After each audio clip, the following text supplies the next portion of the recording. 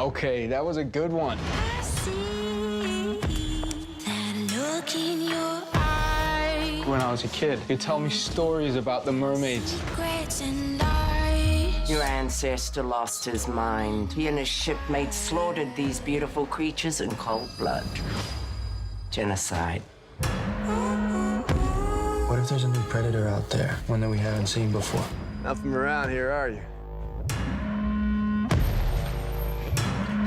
You're like a little girl. I'm not gonna hurt you. We knew something was out there. And you're sure this is what you think it is? This isn't part of some huge cover-up, and it's not because of some mythical creature. Dude, this is real.